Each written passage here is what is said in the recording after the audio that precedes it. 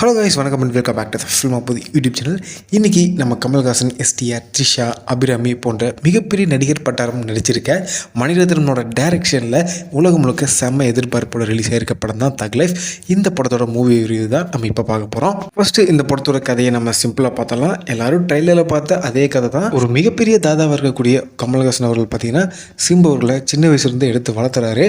சிம்பு வளர்ந்ததுக்கப்புறம் கமல்ஹாசன் அவர்களை கிட்டத்தட்ட ஒரு அப்பா ரேஞ்சுக்கு பார்த்துட்டு இருக்கிறாரு. ஜில்லா படத்தில் விஜய் அவர்களுக்கு என்ன கதாபாத்திரமோ அதே கதாபாத்திரம் தான் இந்த படத்துலேயும் சிம்புவுக்கு. அதுக்கப்புறம் இவங்க ரெண்டு பேரோட ஒற்றுமையை பார்த்த ரங்கராய சக்திவேலுடைய எதிரிகள்லாம் பார்த்தீங்கன்னா இவங்க ரெண்டு பேர் நடுவுலையும் ஈகோவை தூண்டி விட்டு எதிரிகளாக மாற்றி விட்டுறாங்க. சிம்புவும் ரங்கராய சக்திவேலுக்கு அகேன்ஸ்டாக ஒரு கொடூரமான வில்லனாக மாறாரு. இவங்க ரெண்டு பேருக்கு இடையில் நடக்கக்கூடிய ஒரு மிகப்பெரிய கிளாஷ் தான் இந்த தக் லைஃப்.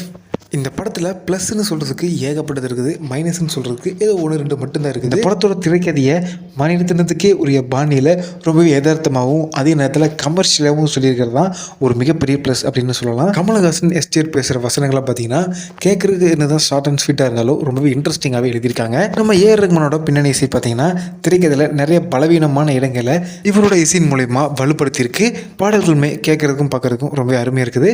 மற்றபடி இந்த படத்தில் நடித்த எல்லா ஆர்டிஸ்ட்டுமே கொடுத்த கதாபாத்திரத்தை விட ரொம்பவே சூப்பராக தான் பண்ணியிருக்காங்க. மைனஸாக இந்த படத்தோட செகண்ட் ஹாஃப் சொல்லலாம், நிறைய இடங்களை நமக்கு லேக் ஃபீல் கொண்டு வருது. ஏஆர் ரஹ்மானோட இசை மட்டும் இல்லைன்னா நம்மளால் சத்தியமாக உட்காந்துருக்க முடியாது. டேரக்டர் இதை மட்டும் கொஞ்சம் கரெக்ட் பண்ணியிருந்தாருன்னா தக் லைஃப் ஒரு தரமான படம் அப்படின்னு சொல்லியிருந்திருக்கலாம்.